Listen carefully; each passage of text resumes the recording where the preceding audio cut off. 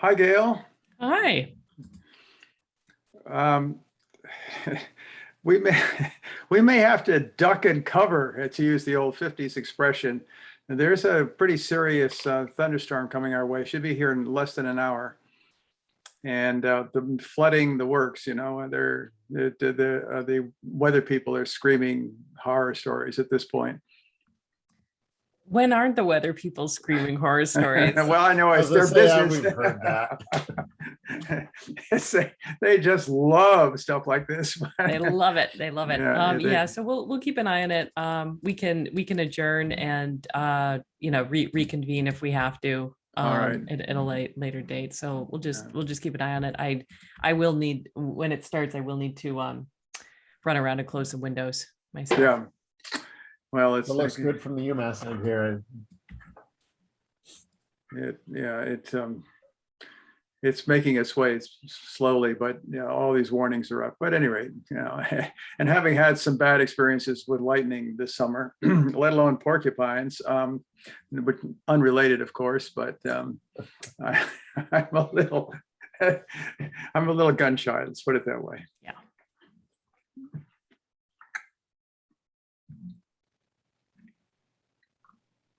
And when we get around to discussing the culvert project, I had a bit of a talk with our friend Becky Torres today. I happened to run into her, so I've got some insights or something Great. minor to report.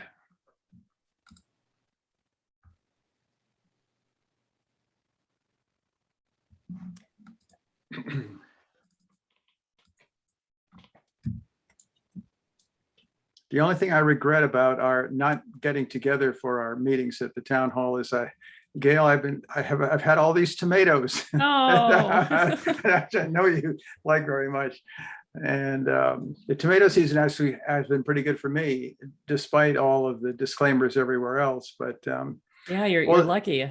Well, they were good until 3 days ago when the raccoons showed up, and for some reason they just were into wanton destruction, and they just tore up the plants. They didn't eat any of them. They just sort of wreaked vast devastation. I got my traps out, but I think I may have missed them too late. So I am in a vengeful mood right now. I bet.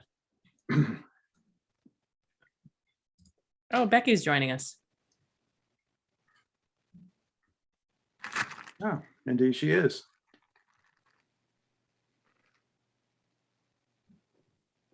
Hey, can I butt into your meeting to have our engineer explain to you what is going on? So I just spoke to Graham, and there's a lot of confusion going on, and I think Matt can clear it all up quite quickly. Okay. And I'm just sending him the link to your meeting. Sure thing. Sure. Glad to have him. We'll rearrange to accommodate that. That'd be awesome.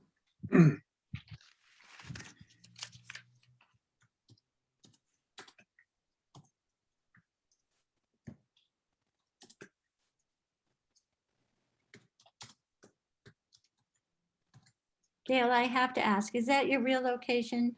No, and you can tell because there's no chemistry lab that is this clean. There's no such, there's just no point. Actually, our teaching labs are maintained pretty well. My research lab, no, but our teaching labs are. That's pretty amazing.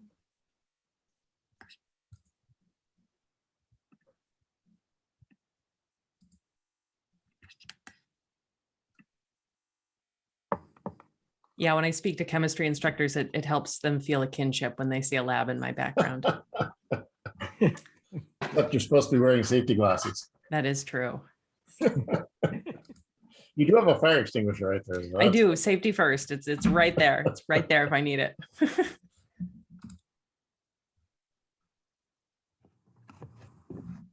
All right. And there is Matthew. I cannot say his last name. Stakowicz. Stakowicz.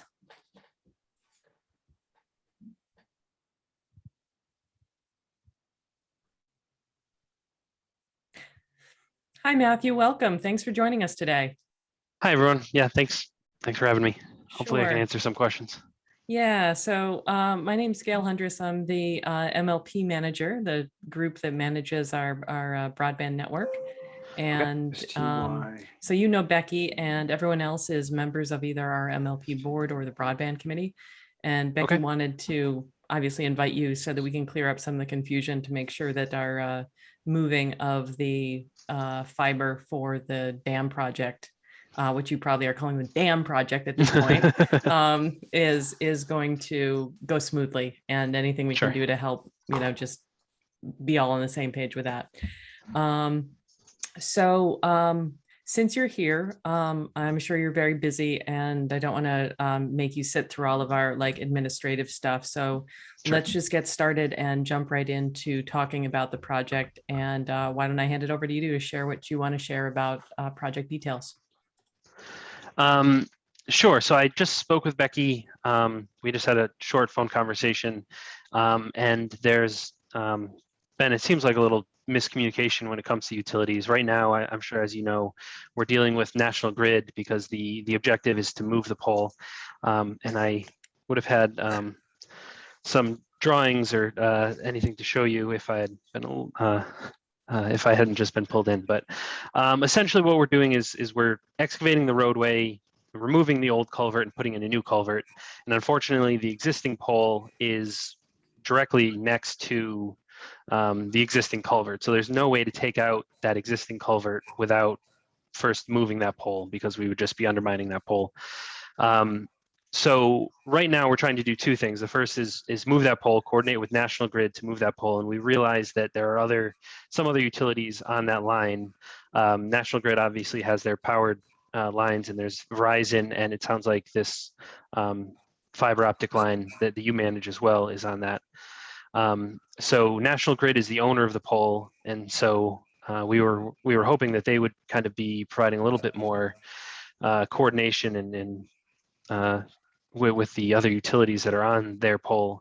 But yeah, like I said, we're working with them to move the pole, and we are also because they'll be using a crane near the powered lines. OSHA requires any crane operations or heavy equipment to be operated, outside of, I believe it's 15 or 20 feet from powered electrical lines. So we were hoping that they could do something either to move their powered lines or to dead end their powered lines or shut off their power lines during construction. But there isn't such requirements for communication lines. So we're not worried about moving any of the fiber optic lines or anything like that. Those can remain on the pole. The pole is just being moved, and it's being moved in line. So we kept it in line with the existing pole. So there won't have to be any addition of lines or anything like that. So it's just being moved in line about 25 feet or possibly further to the north. That's great. Yeah, that should be no problem. I assume that the order of operations for this is that National Grid is going to come in and install the new pole. Correct. Is step one. Step two, utilities get moved over to the new pole. Step three, old pole gets removed. Exactly. Yep. Okay. That's it. And Yeah. like I said, National Grid will also be dead ending the pole. So there's going to be, I think, 2 guy wires. Obviously, their poles will have to be supported since they're removing that middle span. So I think they'll add a support guy just to keep it, where it dead ends. But I don't think that affects you at all. But yes, that's insert new pole, move utilities, and then remove the old pole. And then we can begin excavation. Great. So, moving of our fiber from old pole to new pole is a very minor job. Mhm. And all I really need is 24-hour notice to get it done. Mhm. Better Okay. notice would be good, but Sure. I could even, we could even roll an emergency truck and have it there in 2 hours if we have to. It costs us more. We'd rather not do that. Right. But it's a minor amount of work to do. The important part is just letting us know when the pole is approved and ready. Yep. So whenever that happens. Absolutely, yeah. So like I said, we are coordinating kind of day to day with National Grid, and we were hoping that they would take a bit, as the owner of the pole, the pole owner generally does a lot of the coordination with the utilities that are on their pole, and we were hoping that they may have done more. But it's great news from our side that you could respond, as quickly as that if need be. So it'll really just be finishing coordination with National Grid, and we will give you, like I said, we're kind of day to day with them, so we'll know as soon as they give us any updates, and we'll give you as much notice as we can. Understood. We've had many dealings with utilities over the years. We understand it does not usually go smoothly. Yep. No, I'm in the same boat. Yep. Fortunately, it doesn't go this poorly, but yeah, no, utilities is always a big hurdle. Yeah. So. All right. Anyone else on the committee? Any questions? I see Steve with his hand raised. Yeah, so just so that I understand, Mhm. it sounds like our line will have approximately a 25-foot greater span on one side of the new pole that's placed and than it currently does, and about approximately 25 feet shorter span on the other side. If the pole is 25 feet from the new pole, is 25 feet from the old pole. I believe that. I don't want to quote that number. I'm trying to, if you give me a second, I can pull up the plans to tell you exactly what it is. It looked like about 25-foot move. And so that means we'd have to run a new messenger cable to support our stuff. So, from both sides, Steve. So you're right that we would need a new support cable to support our fiber. Are there any MSTs or D connect No, in that area? Yes, No. there's one feeding the house that is Hmm. that would have to be reattached to the new messenger support cable. So maybe a little bit more than just removing the existing cable from one pole and attaching it to a new pole. Yeah. Yeah. Graham, do we actually need new strand though? Like new messenger cable, or can't the old strand just be unattached and reattached to the new pole? Like we don't need more length of it, right? Because the That's pole good. is just moving vertically. That's a good point, that the strand is probably continuous at that point, in which case, yeah, it can be reclamped in a new spot. It's hard to tell from below. It's possible that the two strands get to the pole and get attached separately, but it's pretty unlikely. So yeah, you're right.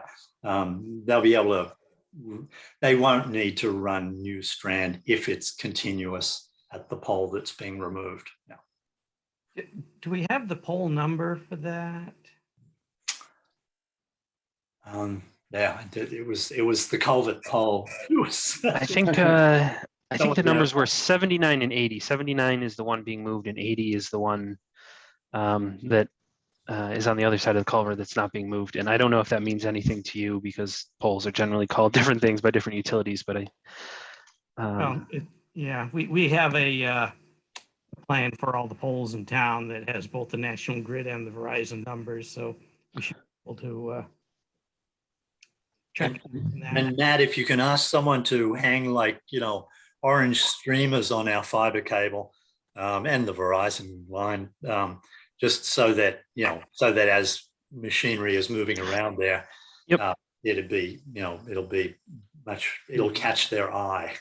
exactly. So that's we're using, this is a town project, but it's being partially funded by MassDOT, and we're using all the MassDOT specifications. It's part of the small bridge program from MassDOT. So it's all covered by the MassDOT specifications. So any utility work that's typically done, by MassDOT will be done there. Where I believe they mark the lines, they put mats over the lines if need to, anything like that. And I asked Robbie how long it typically took to get a new pole from National Grid, and he said scheduling that is usually 4 to 6 weeks once it's all approved. So I don't know how close you are to approving whatever he proposes, but he thought it would be 4 to 6 weeks beyond that to get a new pole. Yeah, sorry, go ahead, Becky. I'm working with other people to pressurize the situation. Okay, yeah, that's what it's going to take. Yeah.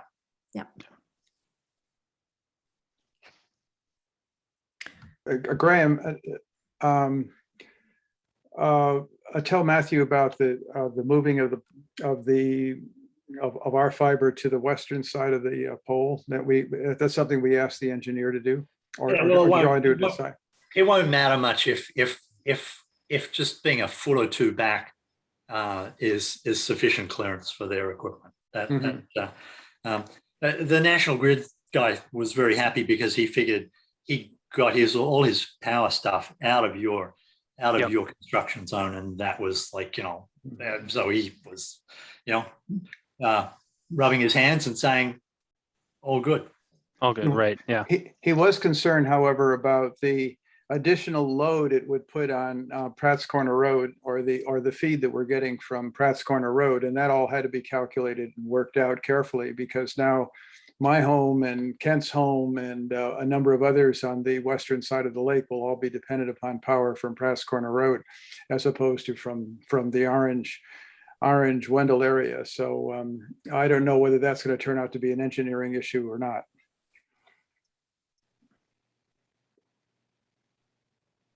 All right, well, luckily, we don't have to do those calculations. Yeah, unfortunately. So, And he didn't seem too worried about that. Yeah, So, he didn't. but he did mention it'd have to be done. Yeah, you're right. Jim. Yeah. Okay, yeah, it seemed like that was really the only way. We talked about outriggering the lines to get them over, and they didn't seem to think that could happen. And there really isn't anywhere to put the poles in this location. It's a tight area, so Yeah. But and again, once the project is done, if they do need to, put it back, I mean, they always could, reconnect that, connection they're removing. But again, that's, all National Grid's. Yeah, I'll be curious to see whether they actually do keep us on Pratt Corner Road as opposed to power from the north, but we'll find out. Hey, that's good. That's good news. Sounds like we're in pretty good shape. yeah, this doesn't sound major. So we'll just wait for notification from either you, Matthew, or National Grid that it's the new pole's ready. Okay, We'll awesome. get a truck out there to move it. Fantastic. All right. Well, Matthew, we'll let you sign off. You can get on with your evening. Thank you so much for joining us tonight. No, thank you. Hopefully that answered some questions, and it sounds like it'll be pretty easy. So this is good. Yeah. Thank you. Appreciate it. Okay. Bye-bye. All right, bye. Thanks, Matt. No problem, Becky. See you later. Okay, bye. Thank you, Gail, for letting me bomb your meeting, but at least it wasn't as disruptive as a regular Zoom bomb. No, we didn't get our eyes hurt. It's fine. So before you go, Becky, I don't know if payment for this move, it's going to be minor. I'm guessing, if it's not an emergency roll, it's going to be, I don't know, $200-300 to move this. I just assume that the MLP cover the expense instead of trying to bill it to the construction project and everything, since it's a minor amount. And it's kind of all town money when it's all said and done. This is one of those philosophical, divisions between, but typically, how would something like this be budgeted for? Is it part of the regular construction, or is it something that the MLP should just pay for as part of regular maintenance? And the rest of the team can chime in here too, about how to do this. I believe there's a budget of about $25,000 in our overall budget for this pole being moved. And yeah, so we can try, to maneuver, if you want to build a town, we can figure it out. Okay. Guys, my preference for this would just be for the MLP to cover it. We have an enormous maintenance budget. This is not gonna, I would say if it gets to be a large bill, then we can talk about it. But in terms of the paperwork and all of that, of trying to get reimbursed by the town for such a small amount when we have the money, I prefer to do it that way, but I'm welcome to other ideas. I'd like to not be quite so certain that this is just a small bill, and so until we see what it actually amounts to. I mean, involved with too many construction projects that, this ought to be simple. Oh, but we forgot about this. Oh, gee, then this came up. So I'd rather assume that the project is going to pay the bill. And then if we find out it's only a couple $100, then we can say, forget it, we'll just write it off, include it in our maintenance. But I'd rather not make that the assumption at this point before we have any idea what the actual, or before we know definitively what the actual cost is. Okay, we won't know those actual costs until after it happens.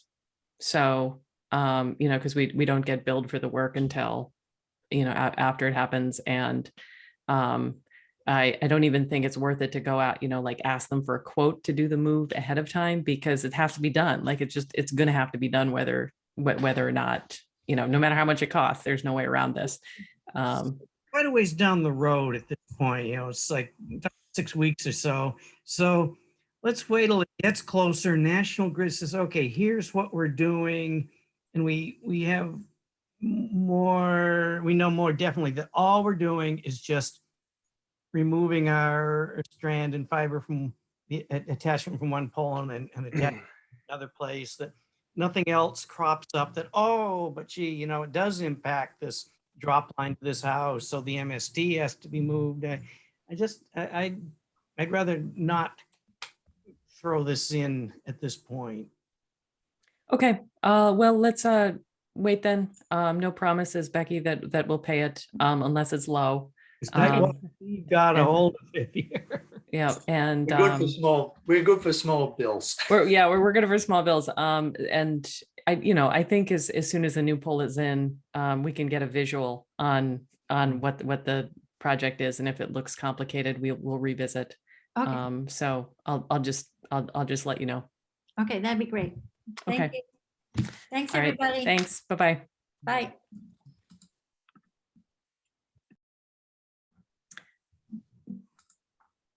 All right. Well, that was good news. So far. Let's see. Well, that was one of our big items to talk about. So we got that out of the way. Let's go back to the beginning and start with approving our minutes from our August 30th meeting. I'd like to make a motion to have the minutes approved from August 30th. Second, Thank you. All in favor? Aye. Great.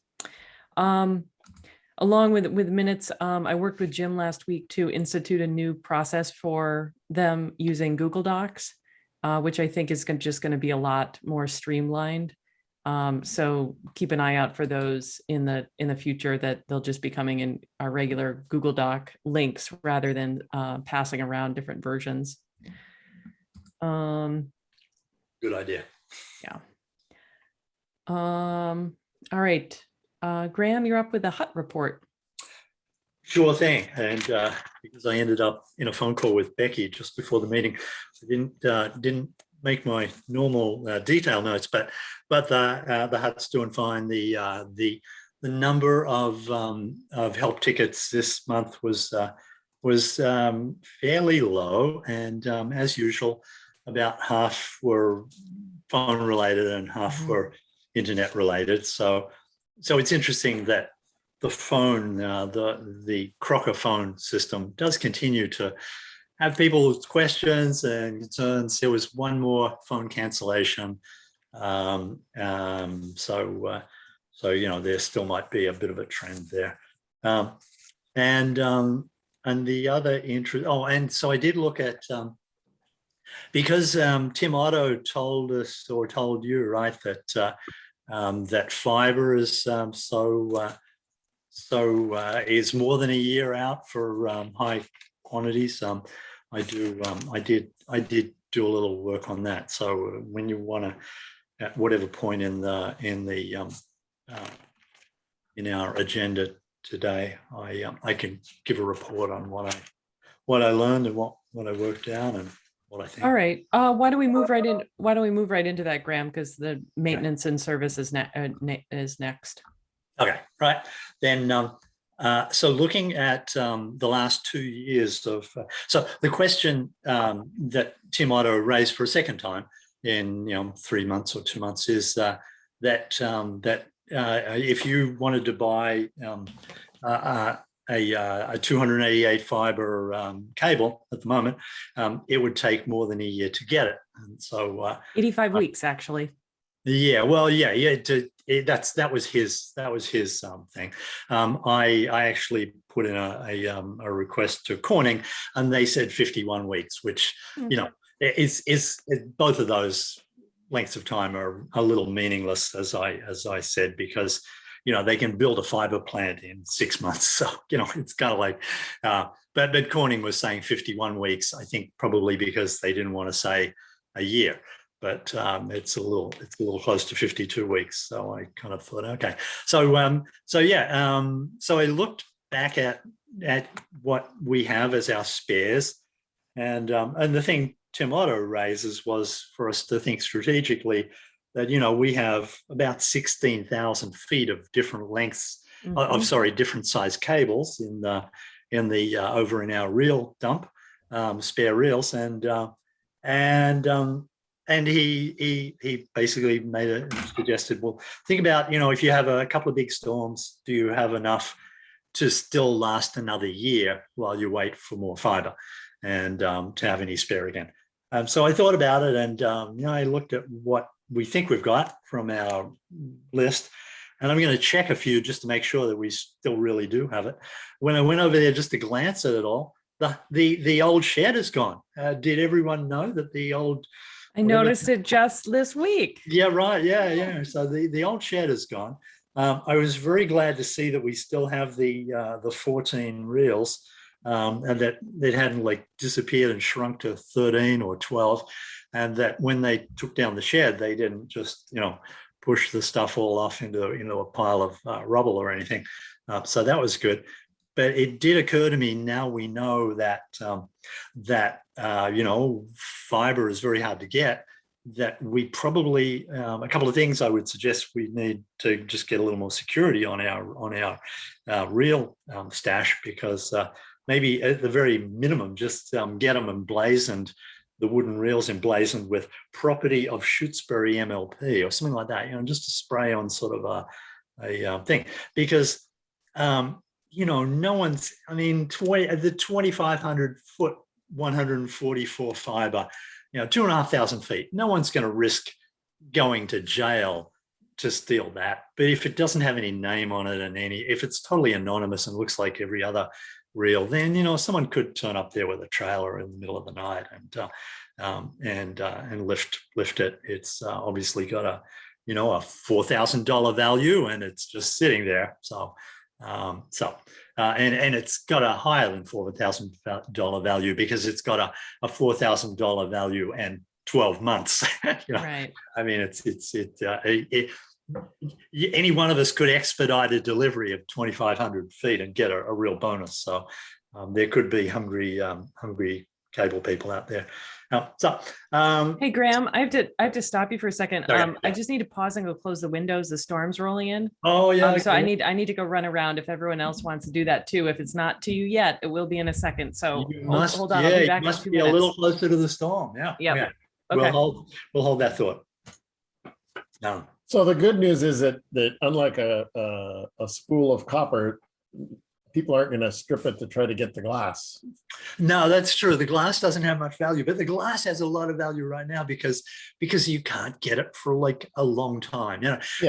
And a cable supplier said, well, they say a year, but you can expedite. You can expedite stuff, which is just to say you can pay a lot more, and they will find it. But are people like Triwire buying fiber off of eBay? I imagine, people get creative in this situation, but I don't know. I know. Anyway, I don't believe it's worth doing something simple. Sure, it's worth doing. I don't believe it takes a year to get fiber, but I'm sure that you might have to pay an arm and a leg. Expediting, Corning said, 12 weeks, maybe a little more. Yeah. But yeah, so anyway. Graham, how many reels of fiber do we have? We got 14 reels of different lengths. So we have everything. We have 14. Everything except, and as we always figured that if we had we don't have any 288 fiber. And we do have some 288 up on the poles. And if we broke a 288 fiber, then you would run two 144s and use twice as much of it. And you know, it would. Was that 14, 1-4? 14 Yeah, reels. 14 reels, 1-4. Yeah, yeah. That's my Australian accent. It's not 14. No, no. About 14, yeah. It's 14. I'm never good on teen numbers. Yeah. So We have no 288. Is that what you're saying? No, we have 288? no 288. We have a 216 fiber spare reel of 1,200 feet. So, you know, we've got a fair bit of but I always figured that with 4,000 feet of 144 fiber that we have, then we can double up 144 a fair way. So 4,000 feet of 144 all on one reel, or do we have more than one reel? we have 2,500 on one reel and we have 1,460 feet on the other reel. And because that's a fairly critical number, I will, it's marked every 5 feet or something. You can see the beginning and the end. If you put on your magnifying glass, you can read the numbers. So I will check that because you know, it's a pretty important number. So anyhow, I've seen those reels driving by when I've been driving by. Yeah, how many were? I've never driven in to look at them. So well, nice how many. Yeah, they you know, so I did think of a few things. Property of Shutesbury emblazoned on them would be a good idea. I don't think anyone would take the chance if they had to. They wouldn't go to the bother of taking it off of for 1,000 feet. They'd have to put it on a new reel, you know, and that would be such a pain in the butt. And so I don't think they'd bother to do that. But yeah, so Graham, Yeah. Graham, how about you think we could move them behind the the highway buildings? I was thinking of an alternate place. yes, if you're in a good relationship with anyone in the highways department like Tim Hunting, then that might be a very good suggestion. If it's out of their way and out of harm's way, because sitting by the side of the road is certainly. I think it's too tempting a target. It's so obvious. They're just sitting there. And long term, it seems like we need a better storage location. That site they're on is being talked about as a potential library location. Oh yeah, that's true. Yeah, we can find it in the basement of the library. Yeah. So.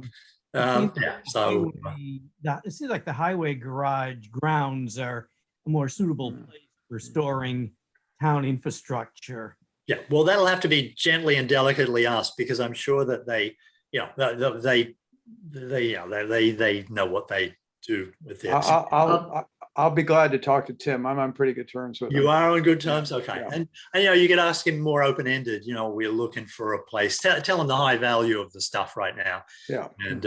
And Tim Hunting, Steve would be more would have more skin in the game because he actually lives in town, right? But how about on Steve's property? Yeah, there we go. That's probably pushing it a little. So we used to have our dumpster on Steve's corner there, and he got rid of that. So and we'd also like the highway department to move it if they could. Well, they're the only people who could easily do that. If you and I put a pipe through it and push it across the road, we're probably a little more scary. So. Well, we could use my tractor to move it, but Tim has the right tool for the job, namely the backhoe with forks. Yeah, backhoe would do it. Sorry that took so long. You're batting down there, are you? I am. I managed to lock myself out of the house while I was doing it. So. Oh man. Oh no. So now Simply Safe will be coming and with the police because you had to break back in. Yeah, no. There's a spare key. It's fine. Okay, so you look like you're in a science lab there. That's very impressive. Yeah, it's one of the backgrounds I use for the chemistry instructors I work with because very cool. They like it. I just said that we were talking while you were away that maybe there's space somewhere else in town that isn't like parked on the highway. Yeah. And Jim Hemingway says he can maybe talk to Tim Hunting or or Steve and ask whether there's some space somewhere else. No. So, yeah, I know. Yeah, no one's going to want this stuff in their way. That's for sure. Yeah. So, no. Yeah, yeah, that would be great. And Graham, what do you think about going ahead and putting in an order for more? Is it worth it, or? I think not. Yeah, Yeah. I think that it is always so. I've seen so many reels of cable just sitting for years and years. And as you joked that you'd retire before, it's like you're not likely to guess exactly the right size, so you're going to be getting the wrong size. And in any case, we've got it's a pretty decent buffer we've got here. Okay. And the one thing that we do need, I think, is we got to make sure that we should order about 1,000 feet of support strand, because we have 0 of that. And the very first thing, if there is a cable break, if the pole breaks and snaps off that, shears it off, then they're going to have to go back to somewhere to get support strand, and it would be much better if it was sitting right there in town. And that stuff's like 1,000 feet is probably $400 or something. It's not very expensive at all. So I'll get a price for that. I'll get an estimate of the right stuff, and that segues right into looking at what we should think about on the strategic. When you look at, I did talk to Lever too, how much they have spare cable just like we do. Has Margie had to buy any replacement cable in the 4 years that they've been running? They've used a little of it. There was the big break on Cave Hill Road. They probably used 500 feet, but she's only had to buy fiber just once, and that's in 5 years of running, and she's not at all feeling worried right now because of that. Okay. But I did think looking at the things that we do have break during in our 2 years of operation, and that is in that time we've lost, and I meant to look at it when I was talking to Becky, we've had about 25 drops broken per year. That's about the rate, at least. And that's like 3 in a bad storm. 3 or 4 drops will get broken. I would say that if we had a big regional storm, so in those decent storms, we always lose drops, and we never had a distribution cable go except on Montague Road when we all know it went. Right. So if we figure that that's the proportionality, a big storm will maybe take out 25 drops in one big storm. I think we should have about 25 drops in hand, because we have now? It could take months to get drops. What do we have on hand now for drops? One moment, I'm looking it up. And we wouldn't keep them all in the construction box, obviously, because there's not enough room in the construction box. So we probably should put shelves in the hut itself for the main. Yeah. Right. Well, actually, all of our spares right now, the spare drops and other spare equipment like ONTs, are all stored at Crocker. We pay. We have a dedicated locked cage in their warehouse just for our stuff, so it doesn't get accidentally swiped by like a Crocker for somebody, another town or whatever. So that's all set there. Perfect. Yeah. And let me see what we have for our spares. Last year we put in a fairly large order. Okay, so. And it was about 12 weeks or something back in last year. I mean, I remember there was a wait for material. Yeah, we stocked up on ONTs and some routers because we were starting to see these waits, and we also put an order for these drop cables. So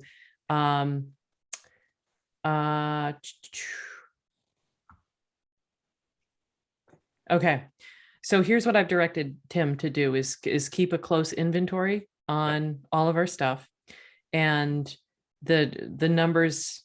Here, let me just share my screen. That's going to be easier than describing this.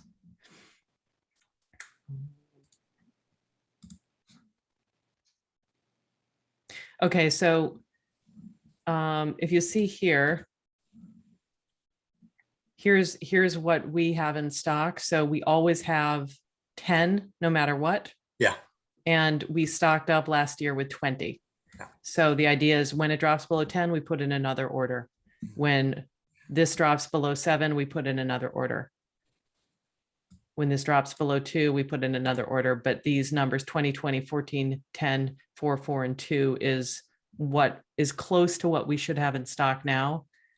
Because not many of these have been used since the order came in like December. Yeah. Okay. Well, I guess we should ask Tim to look at how many 1,000-foot drops have been broken in the last, a year or 2 years, and how many have broken. Just totally a seat of the pants thing. It just seems like 1,000-foot drop is gonna go more, even though there are less of them.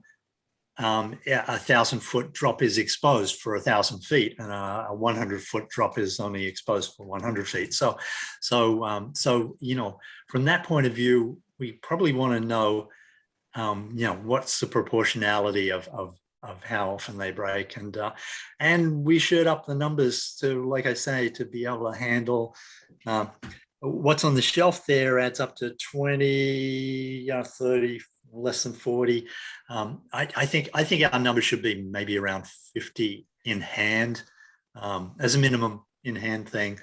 Yeah, well, I think we have close to 70. Only when they're all in, right? I mean, Right, when they're fully stocked, but I'm saying we're close to that. All right, because that's not the order number, that's the in hand number. Is it on the right hand side? Okay. This I is misunderstood. Yeah. This is like what we were. It isn't necessarily what we have in stock now, but this is what was ordered in our last order, which came in around the end of the year. Okay. And all right. So I guess the third number we need there is the actual, not the ordered number, but the in hand number, which it doesn't seem like that's there, right? Graham, correct. is it still as difficult as it was a year or so ago to get these drop cables? I remember that. No, we won't know until we order out. Okay. But some things are harder. Plastic, according to the people that I talked to last week, they said things with plastic in them, some sorts of plastic, are really hard to get. So what that's about, who knows? But plastic can be pretty high tech these days. So yeah, I guess it'd be the other thing Tim might want to keep track of, because it's a couple of hours of driving if it misses, is the number of each of those items that are actually at the hut or in the box, because if they get to the box at the hut and find there's nothing in the stash, then they're going to have to go back to Greenfield at $75 an hour or whatever the crew is that's waiting for it, right? So He does. Yeah. So that's part of the inventory is he keeps the common lengths in our utility box. okay. stocked. So if his report to us, to you, could clearly show what's in Greenfield, what's at the hut, and and our reorder number is a number that is interesting, but not so critical.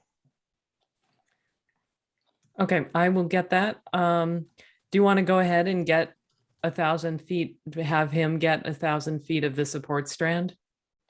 Yeah, that's a good idea. Yeah. Okay, we'll just go ahead and do that. I assume that Crocker or Tri-Wire would certainly have support strand. They would, Steve, but they won't necessarily have it in their back pocket, and the repair trucks come without reels usually, and if they do come with a reel, they come because they've been told that it's 144 fiber that's broken or whatever. But sometimes they don't have usually they'll come to turn up to evaluate what really has to be repaired, and if there's fiber in town, but there's no support strand, then they send a trailer to our dump, to our real supply, and they send a trailer somewhere else to get support strand. So, you know, we might as well have support strand, because But if I assume that that strand would be kept at the Crocker facility. I mean, that's kind of big hefty stuff as opposed to. Steve, we have these 14 big reels. A reel of steel is a little heavier, but it's not a big reel. Not 1,000 feet of support strand. It's not as big as you're imagining. But where would we be storing that? With all our other reels. Yeah. So they only have to go to one place. That's my thought. Okay. Yeah. Mm. So, does Crocker and Triwire know about the leftover reels we've got? Rocker does, because they've been asking us whether we want to get more there. Crocker has no fiber. Triwire sometimes has fiber, but they don't own fiber. They own projects. They couldn't borrow fiber from a project knowing that they couldn't replace it in a 12 months time. They'd go to jail. Yeah. So, you know, Unless they, I don't know if they'd have a warehouse. yeah. but- So now we got a real dump right now. So we should. Graham, No. is there any merit in, I don't know whether Triwire has the ability to splice the drop cable and put on connectors? And that might, if they did, then one could just buy just a huge roll of drop cable and splice appropriately. I was wondering if that is even a distant possibility, or, well, you a have possibility. You have to put it back how it is what it is. So the places where there are splices on the distribution line is where you end up having to run to. You wouldn't want to re-engineer the whole, you know, a place where the cable breaks, you splice in a new piece, but you don't want to rearrange. Oh, too okay, much. well, Yeah, we looked into doing that last year when we were having trouble getting Yeah, appropriate drops, and it just, and unless it's a dire situation, it just isn't worth it. You get a drop in the quality when you start splicing in those drops, and also it's expensive. You have to pull a splicer out to do it. That's why we went with a pre-connector. Right, Yes, exactly, absolutely, yeah. exactly. Yeah.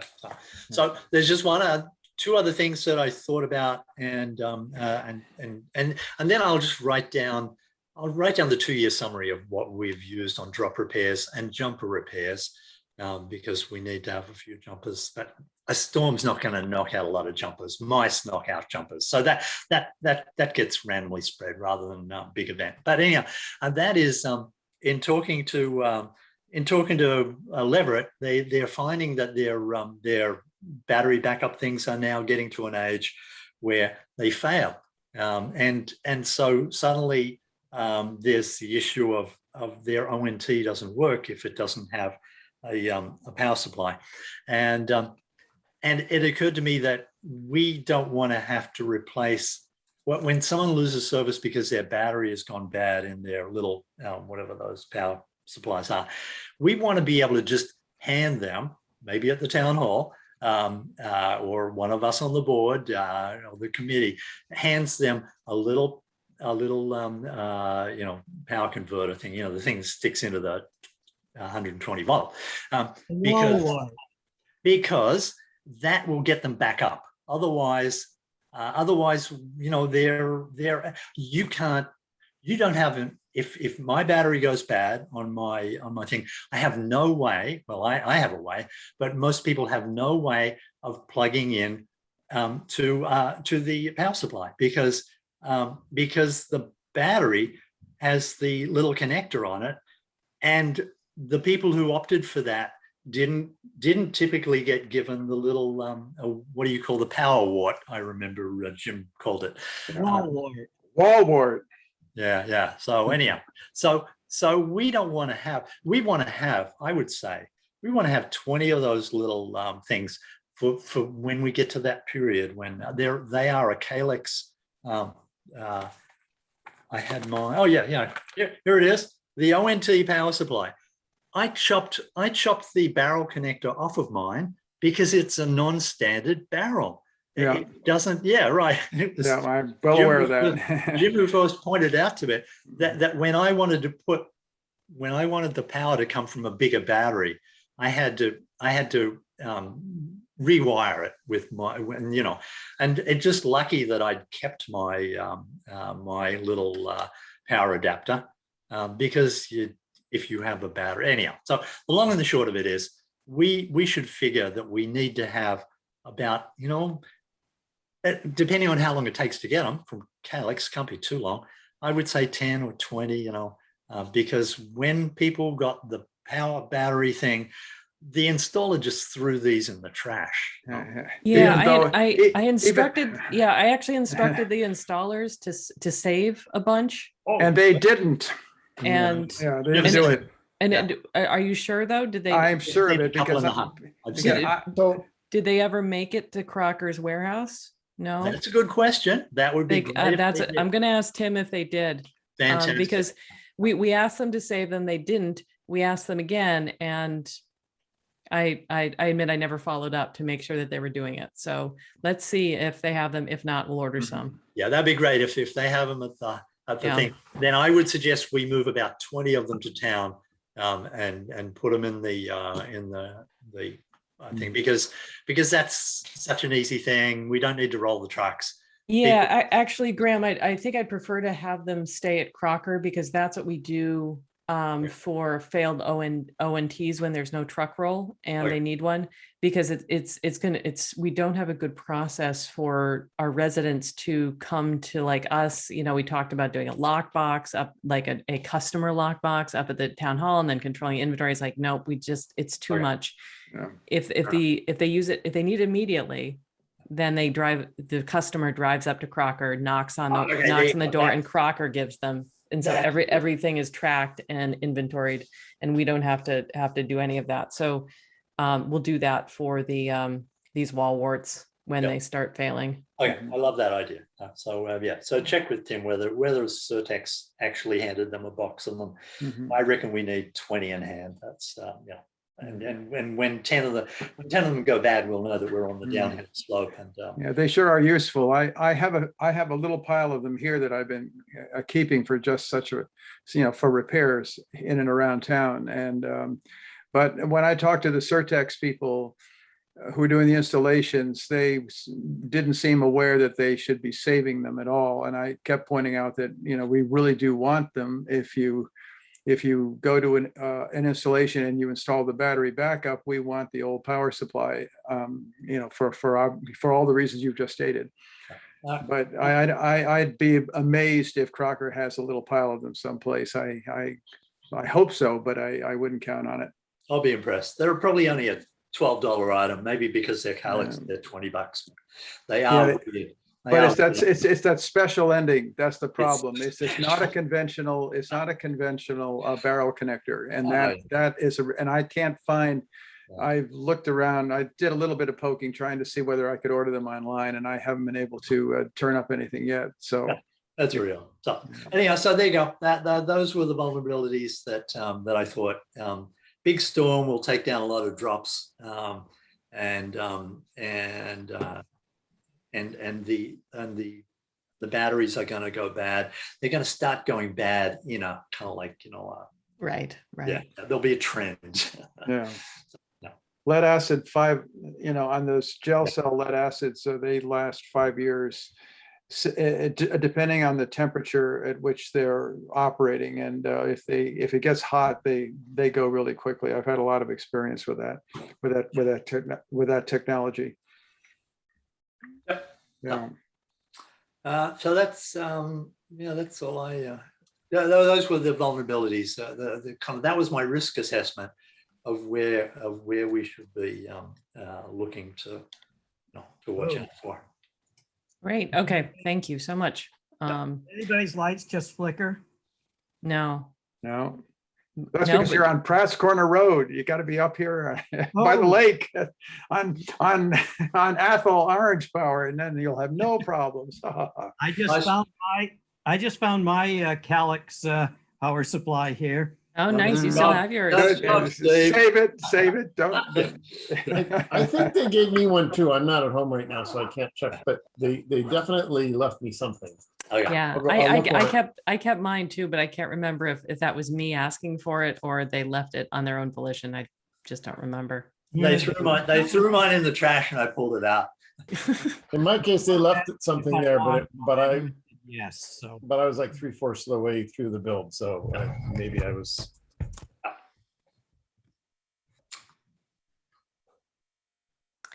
All right.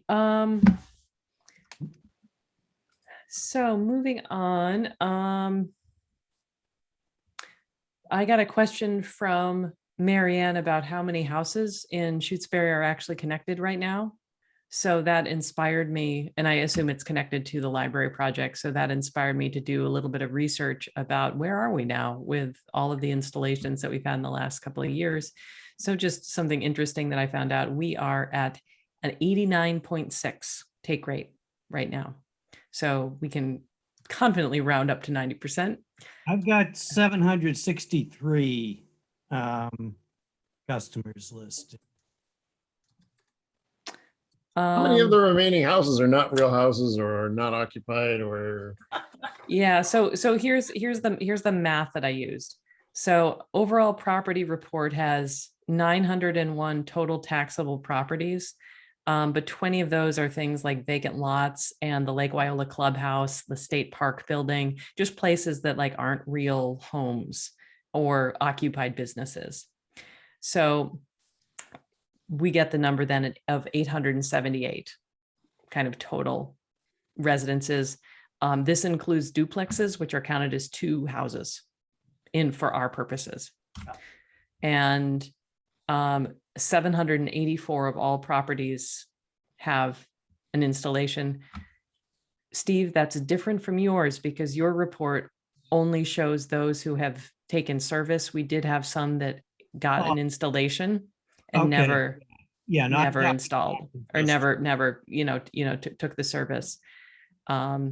So anyway, What happens to town buildings in that 901? Does that include school and town hall? And yep. okay. Ah, right. Yeah, Yep. so some of them are probably duplexes that the landlord's picking up, and we'll never get them. Okay, that's true. So anyway, that's nice, 90%. It's awesome. Yeah, It's yeah, awesome. it is. Yeah. Well, that was 901 separate connections. No, 901 total taxable properties, according to our math, where duplexes are counted as 2.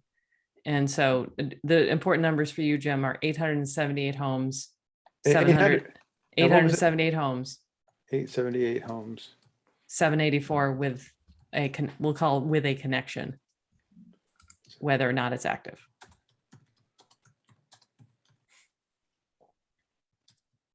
Okay.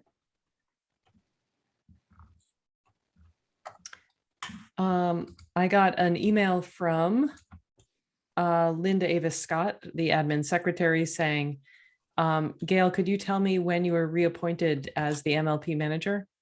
And I said, I never was. So as an order of business that we need to, and I looked through the notes and there's just no record of it. We might have done it and we just didn't record it. But anyway. I think we did officially appoint you as manager at one. Well, we had a big discussion about who should be the chair and who should run the meetings. Oh, Yeah. but no, But I'm talking, we appointed you manager years ago. Right, but it's only 1-year appointment. Yeah. Okay. So we have to keep redoing it. I move that we reappoint you for another 12 months. How about that? Yeah, we did this last summer. So 1 year. Okay, is a all right, so perfect, perfect time. We're about on time. Okay. Great. So, Okay. all those in favor, or you have to recuse yourself from me before? I'm recusing. All right, so okay. All right. Thank you. Great. And I put a reminder on our running to-do list to just do that every June before the fiscal year ends as an Good order idea. of business. Yeah. All right. 911 audit. So Yeah. Crocker, so Crocker completed. their audit and they found 63 numbers with missing or inaccurate records in the E911 system. Oh dear. Yeah. So Including it's mine. including Steve's. There seemed to be a time period of installs in the last quarter of 2019 when that happened. And it kind of makes sense to me because that's when IOMA was in transition and Tim was coming in. So I think they just dropped the ball. But the good thing is that they identified all these houses, they've reconciled it. There's no missing or inaccurate numbers as of September 10th. And they're going to every 6 months do another audit just to make sure. There's really no way that any properties could be like untagged with their address, but just to be sure that it's an easy report to run. And so they can just run a check. And for any new installations, they do have a process on their side, which checks this as a home comes online, if the home has service. This was 61, you said? 63. 63. Yep. It's probably too much detail, Jim. just say that the audit has found some and they're All right. immediately getting corrected. As of September 10th. Yep. As of September 10th, addresses have been entered.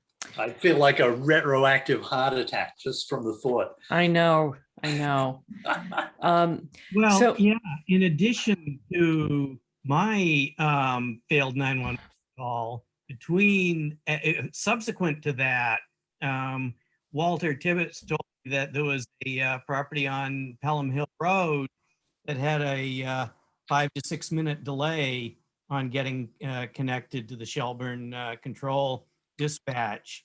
And, he Not gave- very good performance. Hopefully they're in one of the 60 in the audit. Was They found. are. Yeah. Tim said that, I gave Tim that number in addition to mine. Excellent. Tim said that, yes, my number, that one on Pelham Hill Road, were two of the ones that showed up in the audit. With Gail, was Tim Otto very responsive to your questions about, Shutesbury loves the internet from Crocker, but everybody, or not everybody, a lot of the problems that we hear people, griping about or unhappy about are things like what Craig was putting up with last month, Yeah, What do I'll get to that in a second. Okay. Let me just wrap up the 911 stuff. Cool. So what I'm wondering is if we should send out a public service announcement for all subscribers and also send it out over town announce about making Wi-Fi calls and what that means to your E911 service. Because until we dug into this, none of us really I kind of had a vague idea, but I didn't really understand this. And I think it's important for people to know that when you're making a 911 call from your home using Wi-Fi, even when you're in your home, it doesn't mean that it acts like a landline phone. It still acts like a cell phone. It does not record your address. Some phone services, my iPhone asks me to give a 911 address for my iPhone and it would, I expect, but I don't know, that is the tag that would travel with it, even though, and it would try and reconcile it to whatever. It doesn't, I don't think it works though, Graham. If it only works if you're making a call on the cell network. I don't know if it works if you're making it on a Wi-Fi network. Well, I don't know. Well, my point is that it tags my home. I might not be at home when I make a 911 call, but that's a starting assumption.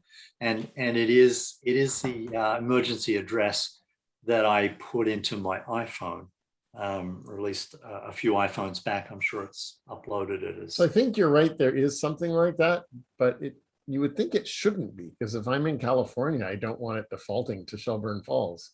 Well, it'll look at the tower that it goes from as well. Shelburne. Craig. Yeah, exactly. Yeah, it'll say, okay, this guy's lost somewhere else or not at home. Right. But Yeah. that's where the Wi-Fi calling is problematic, because there is no tower information. All right. Okay. Yeah. So anyhow, it was my So hope. I think that that's if where I- that comes in. If I dialed by Wi-Fi at home, and I passed out or was ridden with a stroke, that it would look at my address tag. And, what do they say? 90% of accidents happen within, 100 yards of home or something. So, but yeah, it's not as good. And we should, you're still right, Gail. That isn't the same for every Wi-Fi calling thing or every telephone service or every telephone instrument, Wi-Fi instrument. So cellular phone. So therefore, yeah, I would suggest you should put some wording together, and we can review it and tell everyone, because You need to make clear that we're talking about if you're using your cell phone. Yep. And this is Correct. using the Wi-Fi calling. I mean, these days, landline phones,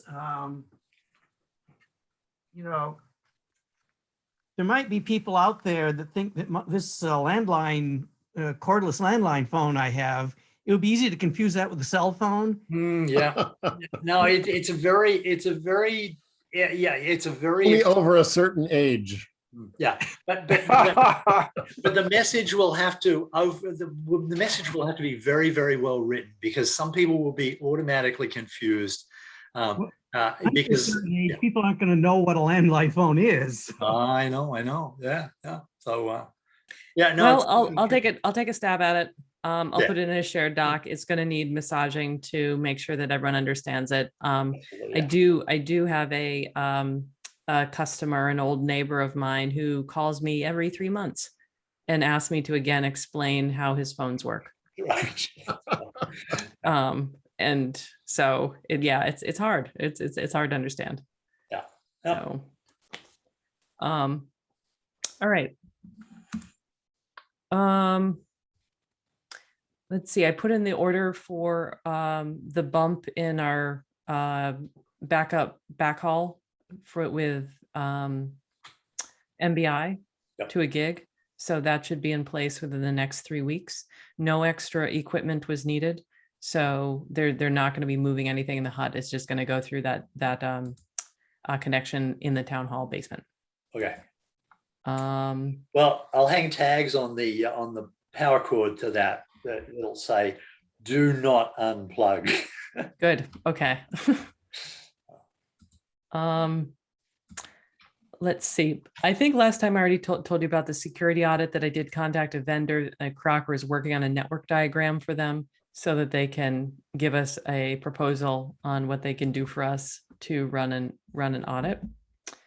I talked to Tim about the enhanced phone features. So Graham, this is about your question. And learned some interesting things. So one is that shake and stir program that was mandated by the FCC and was supposed to reduce spam calls has been enacted, although it is not enforced. So it's not as effective as everyone thought it was going to be. Wow. And also surprise. spammers are already finding ways around it. We kind of knew this was going to happen. So Tim was telling me how actually Comcast, where he's living right now, he has Comcast, and it screens out all the calls from his kid's school as spam, but lets all the other spam through. So it's just like, I don't know if there's anything we can do to solve that. I just looked, I had 3 spam calls yesterday and 2 today. So Yeah. It's someone is going to figure this out, but not yet. I'll get Alexa to monitor and act as my reception person. Right. I mean, it seems like it wouldn't be too hard. Like every call that comes in, if it's not on a registered list that you give it, the voice comes on and says, hey, you've reached a spam filter. If you're not spam and you really need to reach this person, press 1. Otherwise, something. Yeah. You would think that could. Anyway. And Crocker should think about that, because they will lose more customers. Yeah. Interestingly, I still maintain a landline for the sole purpose of preventing spam. I never give out my cell number And knock on wood, so far, I've been really lucky to keep my number out of the hands of all, like pretty much all spammers, because I just never ever give it out except to family and friends. Anyway. Good method. Yep. So another feature that we had been talking about was call logs. That's something that's pretty standard with like UMA and things. And they actually already have a very robust phone system that has call logs. But so few customers want that it's not just automatic access. But if you call them and you say, I want to log into my call records, they'll give it to you.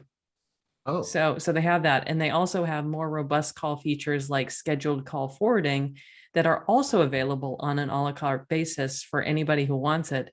But they don't advertise all these features because hardly any residents ever use them, and they don't want or need these bells and whistles.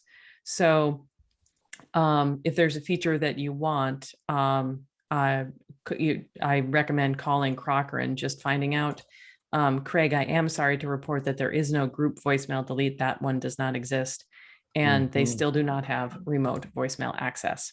So I gave Tim a heads up that these are kind of problematic. That it's not, wonderful that they don't have these. And we're going to be looking at that when the contract renewal comes. So if he wants to do some work ahead of time, think about that.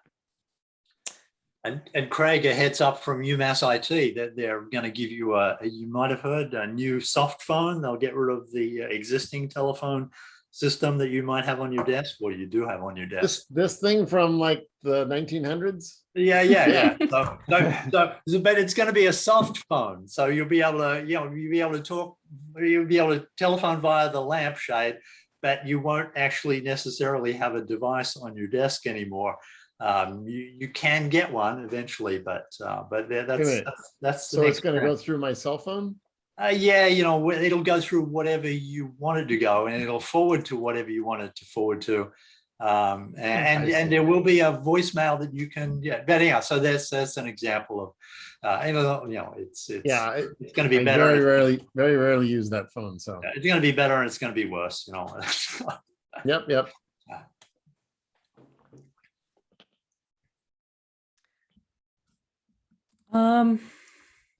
All right, that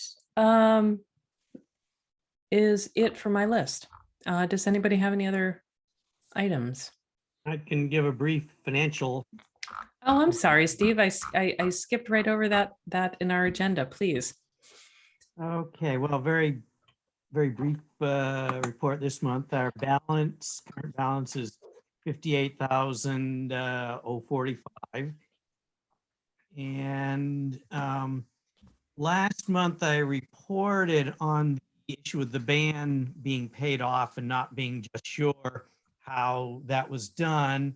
I talked with Ryan, the town treasurer, subsequent to our last meeting. I think just the next day I talked to him. And so the information that I put in last month's minutes, I rewrote the section on that. I included that information just to have it all together.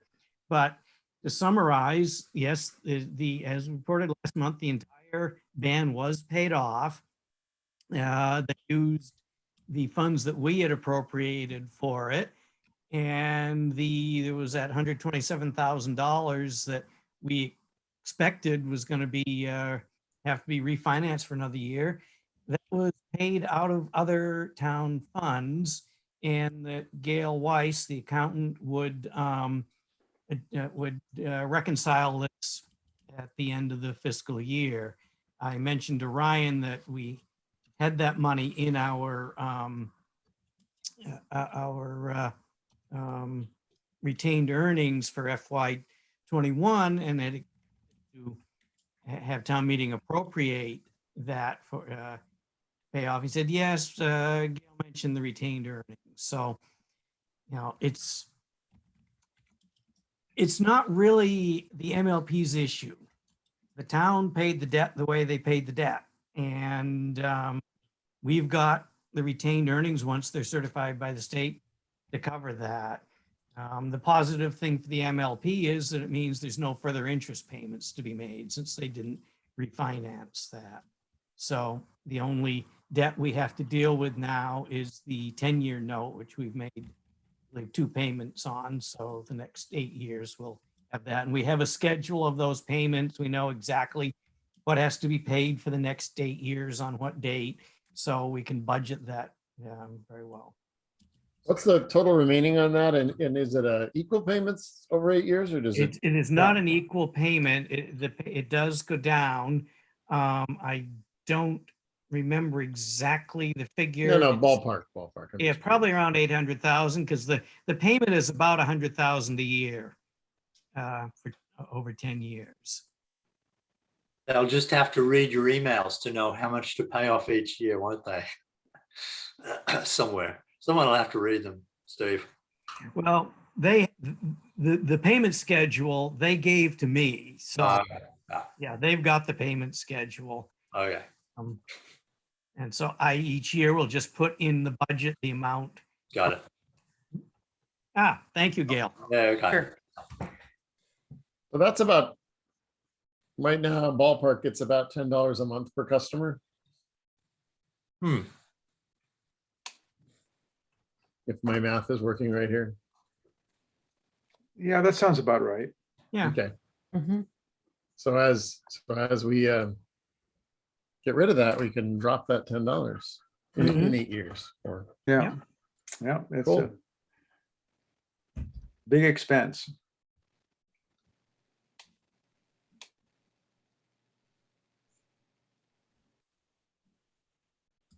So we're down to about 800,000 now, right, Steve? Roughly, yeah. Roughly.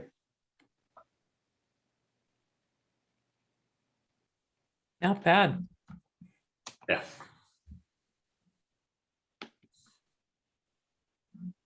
Got a good business.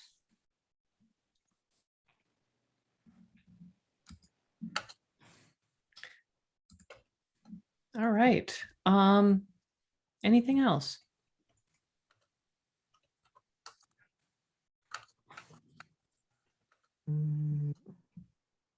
nope.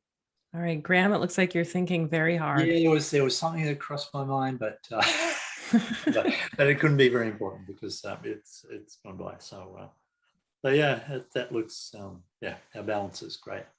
Yeah. All right. Well, thanks so much, guys. We'll talk in a month. Very good. All right. Sounds Bye. good. Bye, y'all.